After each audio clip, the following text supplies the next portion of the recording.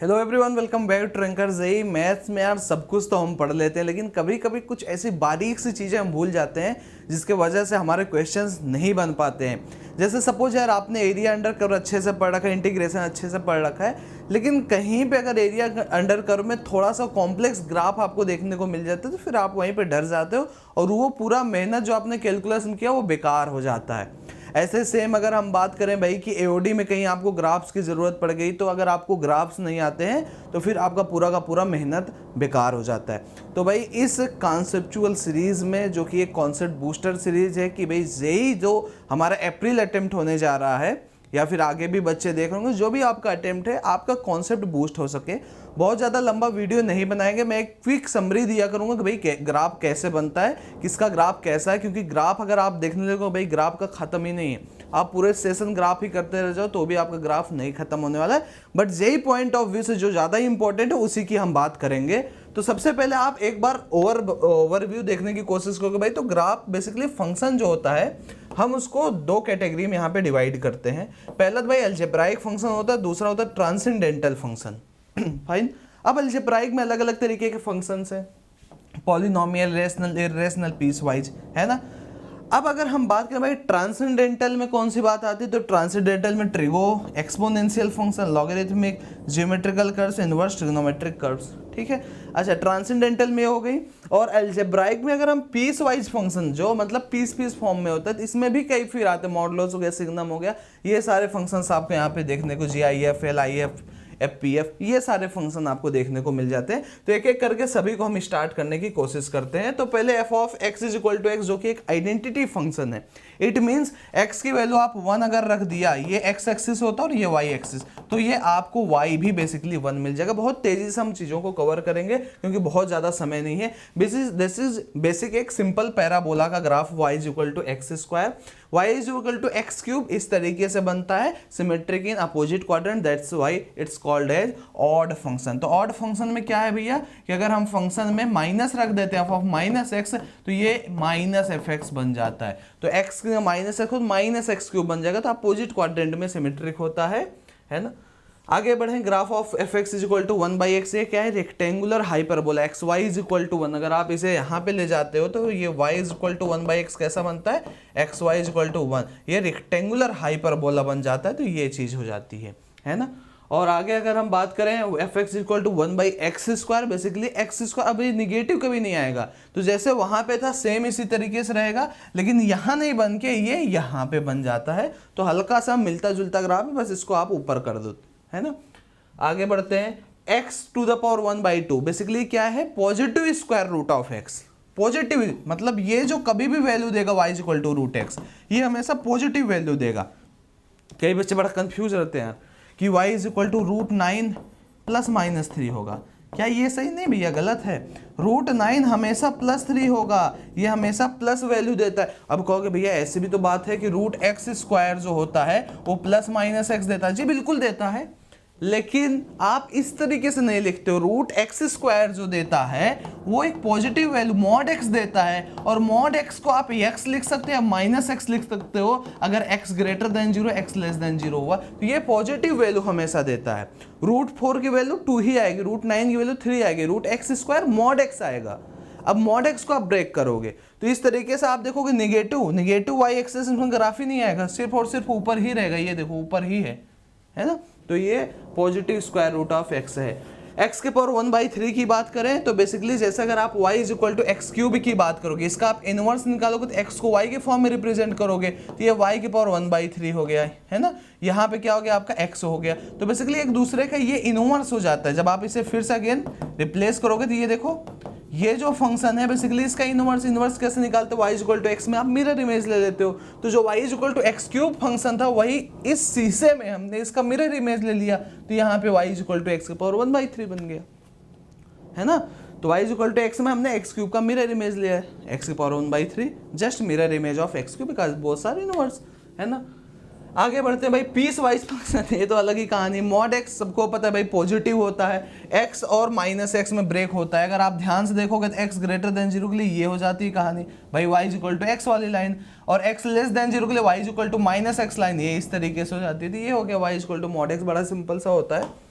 अच्छा, signum function की बात करें भाई, ये मॉड x बाई x होता है, क्लियर है। जब x not equal to zero, x is equal to zero, हम इसे डिफाइन कर देते हैं भैया चलो तुम जीरो हो, ठीक है। अब जब हम इसे ब्रेक करते हैं, जब x ग्रेटर देन जीरो की बात करेंगे तो मॉड x पॉजिटिव x में खुलेगा, है ना, तो ये 1 हो जाएगा। यहाँ पे जब x लेस देन जीरो की बात करेंगे मॉड x माइनस x होगा, -1 हो जाएगा। तो जब x ग्रेटर देन जीरो है तो y हमेशा मेरा कितना आ रहा है, 1 आ रहा है, तो y 1, लेकिन जीरो पे जीरो है तो यहाँ पे हम ओपन लगा देंगे, है ना।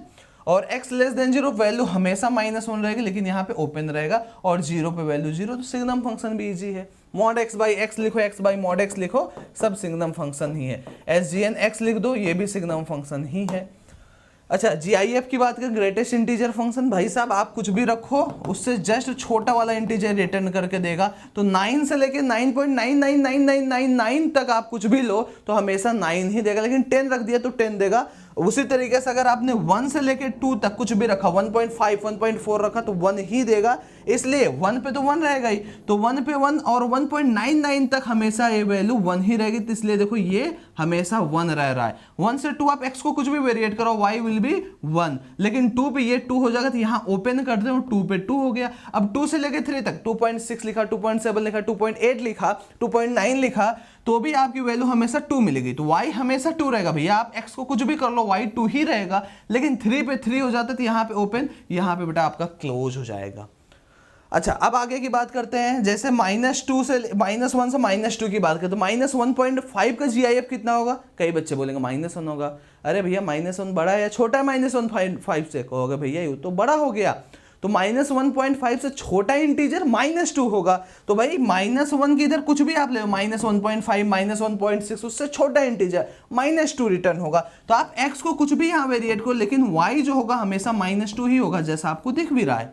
तो इस तरीके से GIF का बन गया, बहुत इंपॉर्टेंट है। ओके, आगे बढ़ते हैं। फ्रैक्शनल पार्ट फंक्शन, ये सिर्फ और सिर्फ डेसिमल वैल्यू देता है। डेसिमल 0 हो सकता है भाई, 9 लिखूंगा 9.0, क्या 1 हो सकता है? नहीं हो सकता है भाई। 0.1 0.2 0 0.005 0.9, क्या 1 कभी डेसिमल होता है? कहोगे नहीं। तो भैया इसकी जो वैल्यू है, जो इसका फ्रैक्शनल पार्ट का रेंज होता है, या तो ये 0 हो सकता है, लेकिन 1 कभी होता नहीं है, बस इसी के बीच में नाचता रहेगा। तो जब फ्रैक्शनल पार्ट की हम बात करेंगे भाई, 0 से लेके 1 तक अगर हम बात करेंगे तो ये हमेशा एक लीनियर बिहेवियर शो करेगा। जैसे 0.1 रखा तो 0.1 ही आएगा। तो इसी तरीके से ये वैल्यू अपना बढ़ता जाता है, लेकिन 1 पे अगेन ये वैल्यू 0 हो जाएगी, तो ये 0 हो गया। फिर 1.5 रखा, कुछ भी रखा, अगेन सिर्फ जैसे 1.5 का फ्रैक्शनल लिया तो भैया ये 0.5 ही आएगा आपका। तो इस तरीके से बढ़ता जाएगा, लेकिन 2 पे ये फ्रैक्शनल पार्ट आपका 2 नहीं हो, 1 नहीं होगा, ये 0 हो जाएगा। इस तरीके से ग्राफ आपका चलता रहता है। कुछ ज़्यादा ही मैं डिटेलिंग कर दे रहा हूँ, और अपना जो स्क्रीन टाइम 10 मिनट हो गया, बहुत अभी हम बहुत ग्राफ यहाँ पे बचा हुआ है। Trigonometric I am not going to explain at all यार, है ना, सभी की जुबान पे रटा होता है। तो साइन एक्स का ये है, पीरियड 2π होता है, ये सभी चीज़ों सभी लोगों को पता है ना। तो अगर जैसे यहाँ पे हमको यार cos x बनाना होता है, तो इस तरीके से आप एक लाइन ड्रॉ करते हो, है ना, जहाँ जहाँ ये 0 हो रहा है ऐसे ड्रॉ करते हो, और इसके ऊपर इस तरीके से आप कर देते हो, है ना, इसके नीचे कुछ इस तरीके से कर देते हो, ये cosec x बन जाता है ना। तो साइन x अगर आपको याद है तो आप cosec x भी बना सकते हो, बिल्कुल इसी तरीके जैसे ये आप देख सकते हो यहाँ पे cosec कैसा बना भाई, जहां जहां साइन π/2 है cosec वाला 0 हो रहा है, यहाँ पे 1 हो रहा है, और ये इस तरीके जहां जहां साइन 0 है ये इन्फिनिटी को 10, मतलब इस लाइन को ये टच नहीं करेगा, ये इन्फिनिटी पे अप्रोच कर, क्योंकि जहां भाई साइन 0 है तो cosec x कितना होता है 1/sin x 1/0 इनफाइनाइट। तो जहां जहां साइन देखो 0 हो रहा है, ये व्हाइट वाला साइन फंक्शन, जहां जहां साइन 0 हो रहा है वहां पे हमारा cosec फंक्शन इनफाइनाइट को टच कर रहा है, जहां साइन 1 है cosec 1 है। तो इसी तरीके से ये ग्राफ हम बनाते हैं, जो ग्रीन वाला पार्ट है that is going to represent cosec function, fine. अच्छा, उसी तरीके से कोसाइन फंक्शन का ग्राफ सभी को पता है, टेंजेंट का भी सभी को आता है भाई, टेंजेंट इस तरीके से बनता है ना, ये एकदम आपके जुबान पे होना चाहिए भाई कि कैसे बन रहा है, क्या है ना। सेक फंक्शन बिल्कुल cosec, और अभी हमने cosec का बनाया ना, उसी तरीके से सेक का भी बनेगा। पहले cos का ड्रॉ कर लो, ये जहां जहां पे है भाई साहब इस तरीके से ड्रॉ कर दो, बस ये green part is going to represent the second function, है ना। और बाकी कोटेंजेंट फंक्शन tan का उल्टा है ना। तो इस तरीके से यहाँ पे ग्राफ में आप कुछ चेंजेस कर सकते हो। अच्छा, जैसे कभी ग्राफ आपको मान लो भूल गया, है ना, कि भाई अगर मुझे भूल गया कि कोटेंजेंट का ग्राफ कैसे बनाए, तो आप वैल्यूज रख के चेक कर सकते हो, π/2 पे कितना आ रहा है, 0 पे कितना आ रहा है, π/4 पे कितना आ रहा है, पाई पे कितना आ रहा है, तो आपको एक रफ आइडिया लग जाएगा और definitely you can draw the graph. Fine. अच्छा, अब एक्सपोनेंशियल फंक्शन की बात करते हैं भैया। एक्सपोनेंशियल फंक्शन क्या कभी निगेटिव हो सकता है? कहोगे नहीं भाई। तो a to the power x हमेशा पॉजिटिव होता है, निगेटिव y में आपको इसका ग्राफ कभी नहीं दिखेगा। देखो दिख रहा है? नहीं दिख रहा होगा, ठीक है। अब यहाँ पे कंडीशन आती भाई, ये जो a है ये या तो 0 से 1 होगा या फिर ये 1 से बड़ा होगा। अब अगर a 0 से 1 होगा तो जब आप x बढ़ाओगे, देखो जैसे 1/2 के पावर x, a को हमने क्या लिखा है यहाँ पे 1/2, that is a is less than 1 greater than 0 लिखा, ठीक है। अब यहाँ पे आप देखो जैसे जैसे x बढ़ाओगे, x को 1 रखा ये 1/2 है, x को 2 रखा 1/4, x को 3 रखा 1/8, x को 4 रखा 1/16, तो देखो ये y की वैल्यू घटती जा रही है x बढ़ाने पे। So this is going to be decreasing function, कि जैसे जैसे हम x को बढ़ा रहे हैं, जैसे जैसे हम x को बढ़ा रहे हैं ये y घटता जा रहा है। तो ये वाला जो ग्राफ है, ये देखो x को बढ़ा रहे हैं, ये हम इधर x को बढ़ा रहे हैं और y बेचारा घटता जा रहा है। तो ये हमारा a is greater than 0 less than a 1 के केस में हो गया और ये डिक्रीजिंग फंक्शन हो जाता है। अच्छा, सेम इसके कहानी की बात करें y is equal to a to the power x की, जब a 1 से बड़ा हो, तो जैसे यहाँ पे 2 के पावर x होता, भैया हमने a यहाँ पे 2 ले लिया, x को बढ़ाओ 1 रखा 2 रखा 4, 3 रखा 8 आया, तो x बढ़ाते बढ़ाते y भी बढ़ रहा है, तो ये y is equal to a to the power x हो गया। अच्छा, इसी का मिरर इमेज ले लेते हैं तो लॉगरिथमिक बन जाता है ना। तो लॉग और आपको ये a to the power x both are inverse together, है ना। तो यहाँ पे जब आप y is equal to x में इसका मिरर इमेज लेकर बनाते हो तो बेसिकली ये आपका लॉग बन जाता है इस केस में, और यहाँ पे जब आप लेते हो तो ये वाला मिरर इमेज आपका बन जाता है ना। कमाल की चीज। तो ये भी आपको बहुत ध्यान से रखना है। एक चीज और आप ये समझ सकते हो भैया, ये जो log ax है ना, तो पहला तो a greater than 0 less than 1, a is greater than 1, हमेशा यहाँ पे आपको याद रखना है पॉजिटिव एक्सिस में ग्राफ बनेगा हमेशा। आपको देखो यहाँ निगेटिव एक्स एक्सिस में नहीं बन रहा है, निगेटिव एक्स एक्सिस में जाएंगे ही नहीं, क्योंकि लॉग के अंदर लॉग फंक्शन तभी डिफाइंड है जब अंदर वाला माल, भाई ये जो x है ये हमेशा ग्रेटर देन 0 होगा, then we can say that कि भैया लॉग एग्जिस्ट कर रहा है, लॉग फंक्शन हमारा एग्जिस्ट कर रहा है। फाइन। आय हाय, अब इनवर्स की बात करते हैं भाई। Basically y is equal to x में मिरर इमेज ले लोगे बन जाएगा। एक हमें प्रिंसिपल डोमेन चूज करना पड़ता है, क्योंकि भाई देखो साइन पीरियोडिक फंक्शन है ना। तो भाई ये एक x के लिए हमेशा, जैसे देखो एक अगर हम बात करें 0 की, 2 पाई की, तो आप देखोगे 4 पाई की, तो हमेशा 0 आता है, मतलब एक x मल्टीपल x के लिए एक सेम वैल्यू आ रही है। तो ये ऑन टू नहीं हुआ हमारा भाई, और जब ऑन टू नहीं हुआ तो बाइजेक्टिव नहीं, बाइजेक्टिव नहीं तो इनवर्स कैसे निकलेगा।